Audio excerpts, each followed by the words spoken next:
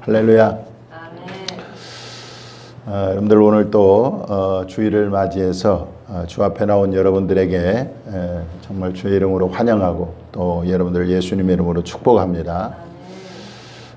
저는 먼저 여러분들에게 인류 역사 가운데 유명한 사람들이 성경을 어떻게 말했는가를 소개하려고 합니다. 영국이 낳은 위대한 소설가로 알려진 찰스 디킨슨이 있습니다. 이 사람이 쓴 작품 중에 크리스마스 캐럴이라는 작품이 있는데 거기에 보면 그 구두쇠 영감, 스크루지 영감 들어보셨어요? 스크루지의 영감. 그게 주인공이 된 주인공이 바로 이 찰스 디킨슨이 쓴 크리스마스 캐럴입니다. 이 찰스 디킨슨이 이 성경에 대해서 뭐라고 얘기했냐면 신약 성경은 이전이나 이후에나 세상에서 가장 뛰어난 책이다 이렇게 얘기를 했습니다. 프랑스 정복자 하면 나폴레옹이죠. 나폴레옹은 아주 유명한 말을 했죠. 그 사람이 나는 무기로 세상을 정복하려고 했지만 실패했다. 그러나 예수 그리스도는 사랑으로 세상을 정복했다. 이런 말을 했습니다. 그런데 이 나폴레옹이 성경에 대해서 뭐라고 얘기했냐면 성경은 단순한 책이 아니라 자신을 대적하는 모든 것을 정복할 수 있는 능력을 지닌 살아있는 생명체다. 이렇게 얘기를 했습니다. 덴마크의 그 실존주의 철학자 키에르케고르는 절망은 죽음에 이르는 병이다 라는 유명한 말을 남겼습니다. 그는 성경에 대해서 이렇게 얘기를 했습니다. 하나님의 말씀을 읽을 때는 항상 나에게 나에 관해 말하고 있다고 생각해야 한다. 그러니까 우리가 성경을 읽을 때 이것은 누구의 말, 누가 들어야 될 말이 아니라 바로 나에게 주신 말씀이다. 이렇게 읽어야 된다고 말한 거죠. 책 톰 소여의 모험은 굉장히 유명한 책이죠. 이 책을 쓴 사람이 마크 트웨인인데 마크 트웨인은 이런 말을 했습니다. 사람들은 대개 자신들이 이해하지 못하는 성경 구절 때문에 혼란스러워하지만 내 경우에는 내가 이해하는 성경 구절 때문에 몹시 혼란스럽다. 좀 역설적인 말이죠. 이제 마지막으로 미국의 백화점 왕으로 불려지는 사람이 있습니다. 그게 바로 워너메이커라는 사람인데 이 사람은 그 내 생애에서 많은 것들을 샀다는 거죠. 또 비싼 물건도 수천 달러를 두고 사고 그런데 내가 산 것 중에 가장 귀한 것은 12살 때 산 물건인데 그것은 1달러 50센트를 주고 샀답니다. 그것이 자기에게는 가장 값진 물건인데 이유는 오늘날의 나를 만든 것이 바로 이 성경이기 때문에 그렇다. 이렇게 말을 했습니다. 이렇게 유명한 사람들이나 성공한 사람들도 어떤 영향을, 누구의 영향을 받았어요? 성경의 영향을 지대하게 받았다는 것을 우리가 알 수 있는 거죠. 그래서 여러분 성경을 사랑하시고 또 성경을 가까이 하시길 바랍니다. 그 성경 말씀이 저와 여러분을 하나님의 사람으로 이렇게 아름답게 우리를 만들어 갈 줄 믿습니다. 지금까지 우리가 성경에 대한 유명한 사람들의 말을 살펴보았지만 사실 성경에서 예수 그리스도를 발견하지 못하면 그것은 성경을 전혀 모른다고 할 수가 있겠습니다. 왜냐하면 성경은 바로 예수 그리스도를 증거하고 있기 때문에 그래요. 예수님은 친히 이렇게 말씀하셨습니다. 요한복음 5장 39절 한번 읽어보겠습니다. 시작. 너희가 성경에서 영생을 얻는 줄 생각하고 성경을 연구하거니와 이 성경이 곧 내게 대하여 증언하는 것이니라. 성경이 바로 나에 대해서 증언한다. 주님이 말씀하고 있는 거죠.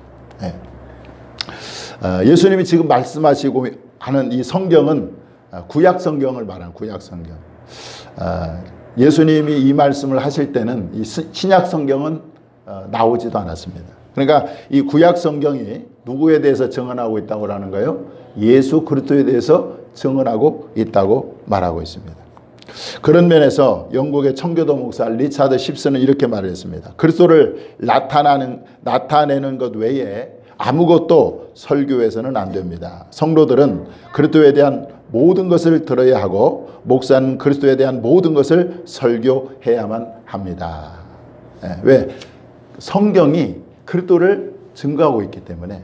이 리차드 십스 목사님은 모든 목사님들은 오직 그리스도만을 설교해야 되고 전해야 된다, 그렇게 말을 한 거죠.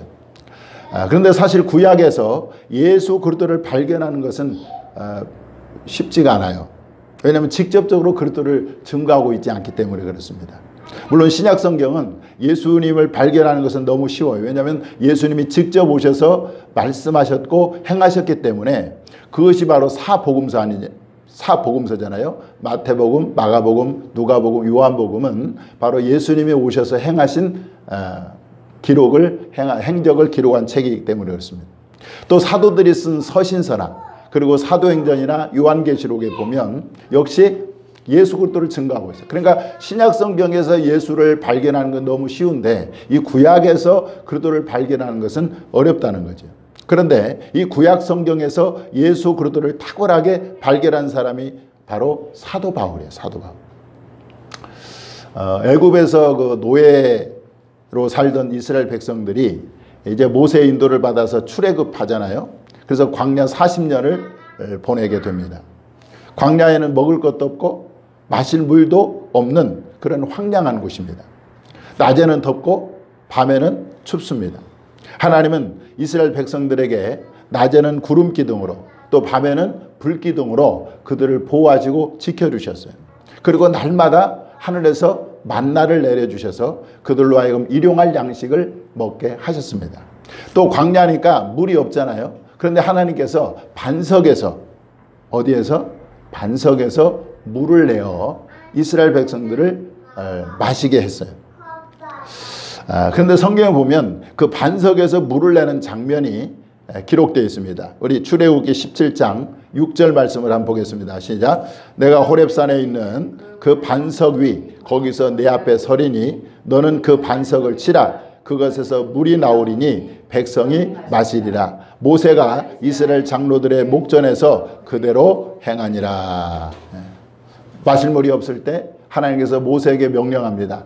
내가 한 반석 위에 설 것인데 거기에 가서 네 지팡이로 반석을 쳐라. 그러면 거기에서 물이 나오리라. 그래서 모세가 그대로 순종해서 반석을 쳤는데 반석이 쪼개지면서 거기서 물이 엄청나게 쏟아져 나오는. 그래서 이스라엘 백성들이 목마름을 해결하고 물을 마셨던 그런 장면이죠. 자, 그런데 바울은 놀랍게도 이 반석에서 물을 낸 이 사건을 바로 예수 그리스도로 해석을 하는 거죠.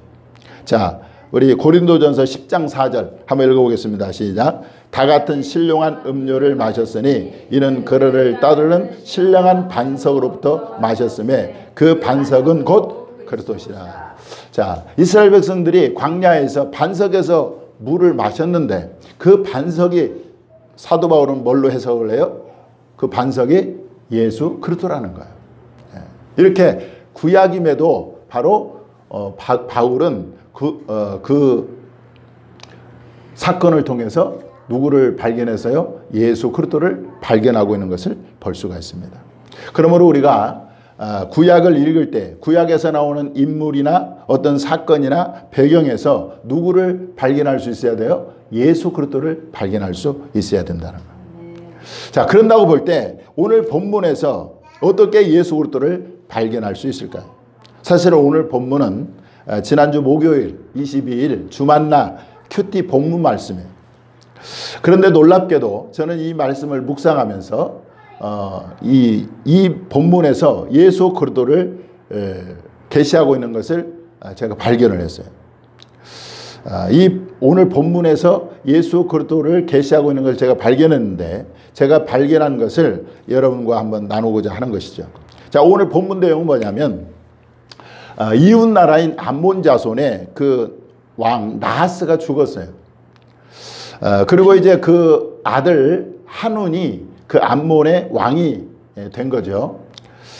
그런데 이 나하스, 죽은 나하스는 평소 다윗과 좋은 관계를 유지하고 있던 그런 왕이었습니다. 그래서 다윗은 이 나하스가 죽자 이제 조문단을 꾸려가지고 조문하기 위해서 신하들을 어떻게 합니까? 그 암몬으로 보내죠.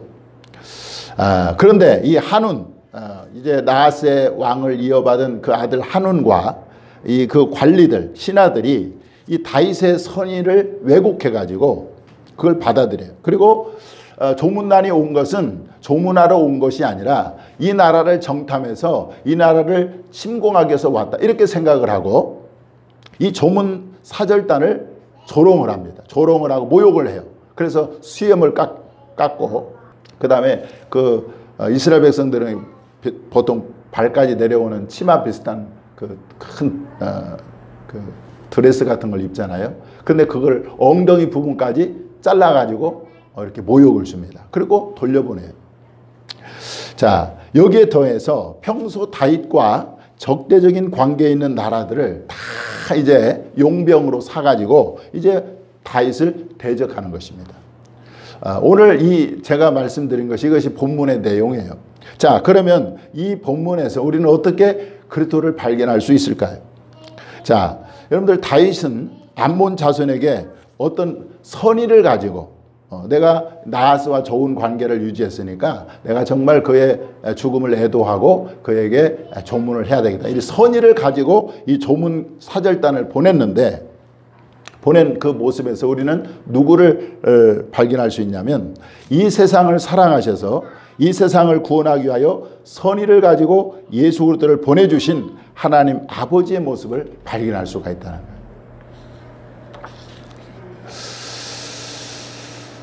그래서 다윗이 선의를 가지고 조문단을 보낸 것처럼 하나님은 우리 인류를 사랑하셔서 하나님의 아들 예수님을 이 땅에 보내주신 거죠. 그것을 요한복음 3장 16절에 이렇게 기록되어 있습니다.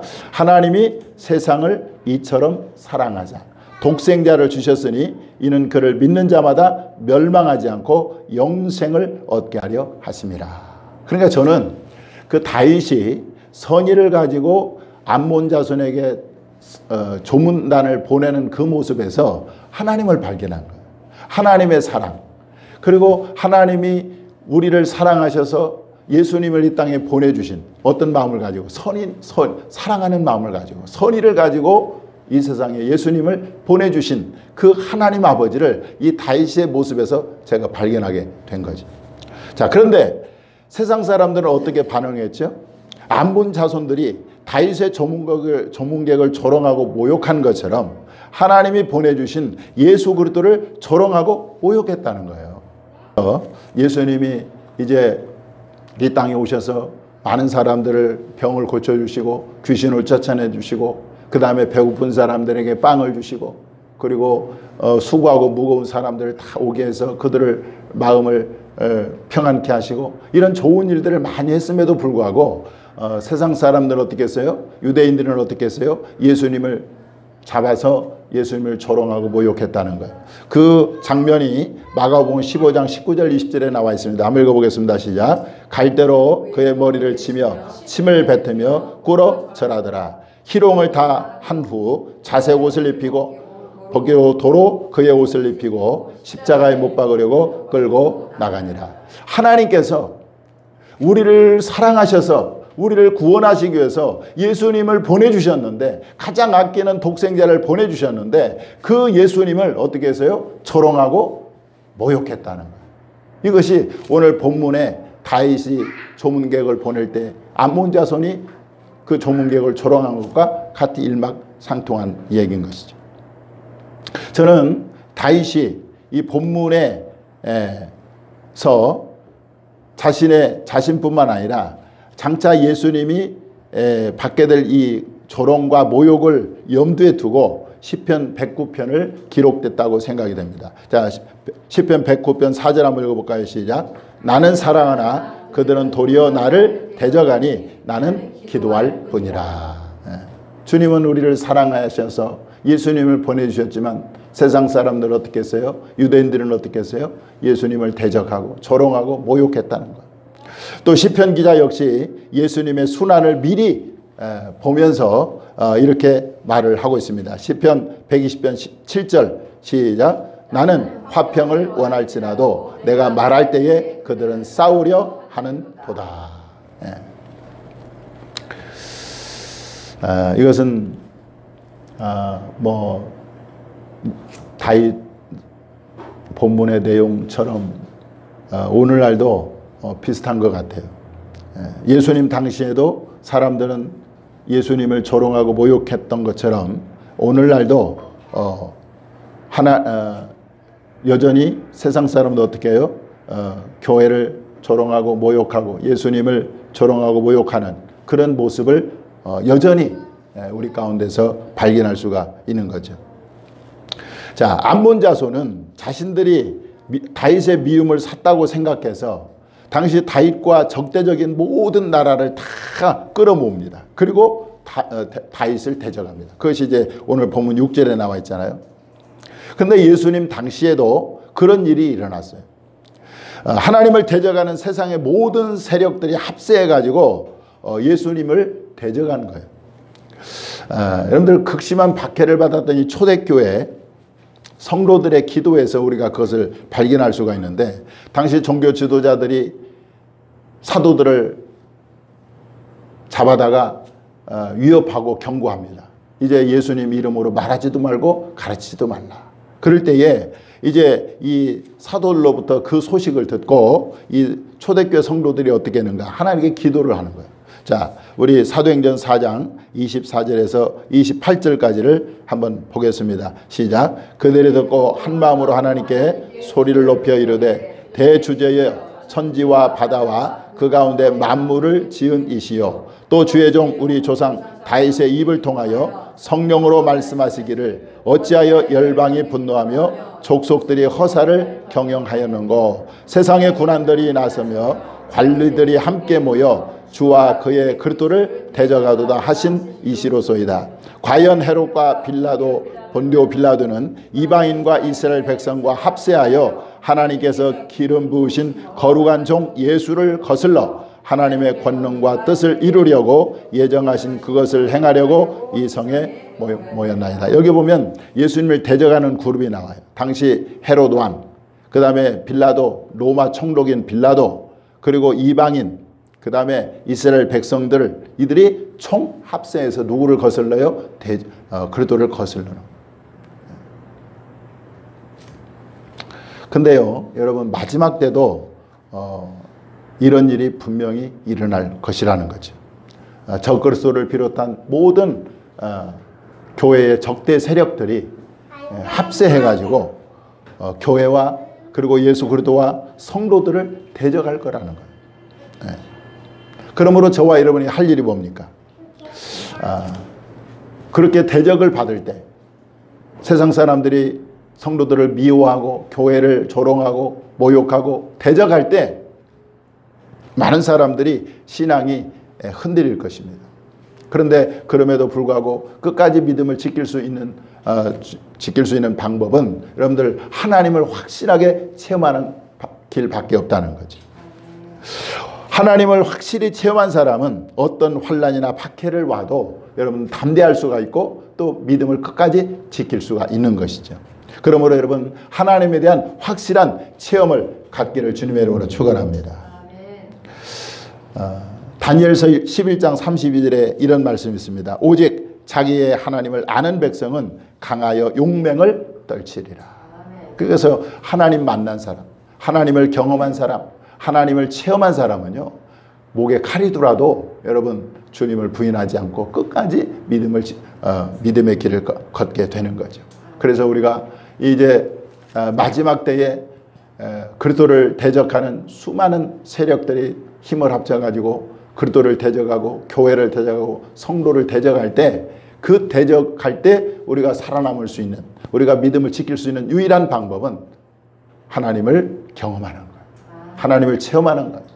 그런 사람이 끝까지 믿음을 지킬 수 있는 줄 믿습니다. 다윗의 선의를 조롱하고 대적했던 이 암몬 자손은 어떻게 되었을까요? 그들의 수도가 라빠라는 성인데 그 라빠성을 다윗이 가서 완전히 점령을 해버립니다. 그리고 그 백성들을 벽돌구이나 또 썰애질이나 이렇게 아주 허드렛 일을 하는 종으로 그들을 삼아 버리는 거죠. 여러분, 하나님이 보내신 예수 그리스도를 조롱하고 대적하고 거절한 사람들은 어떻게 될까요? 이번 6월 성경 읽기가 요한계시록입니다.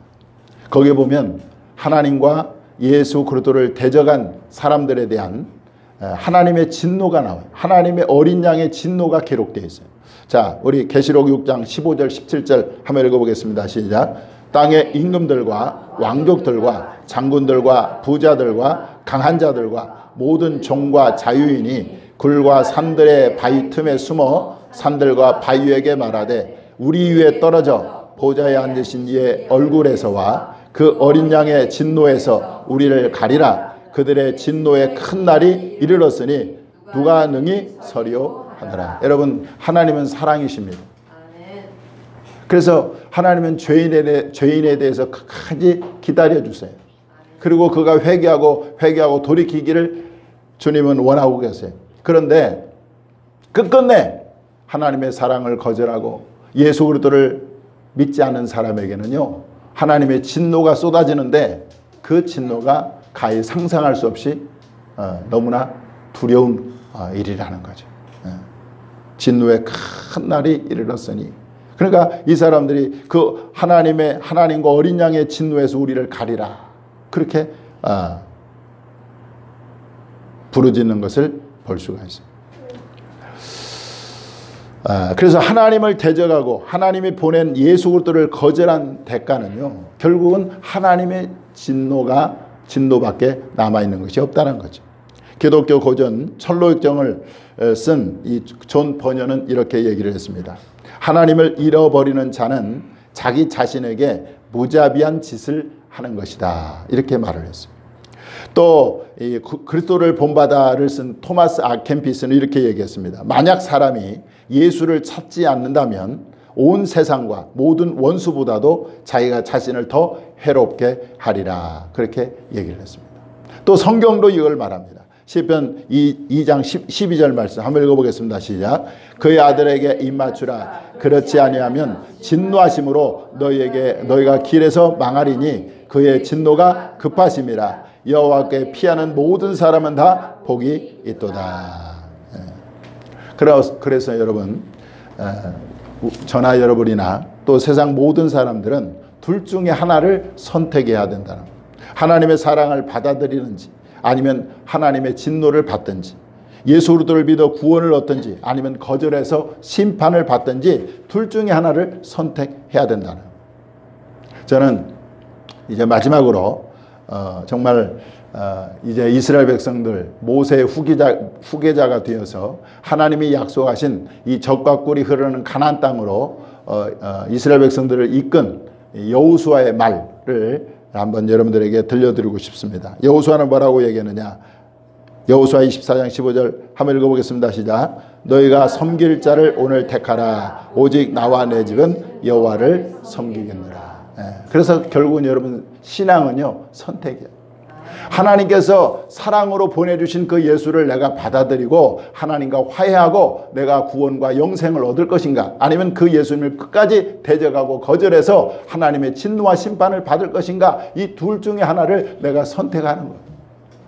저는 오늘 이 여호수아의 이 고백이 저와 여러분의 고백이 될 수 있기를 바랍니다.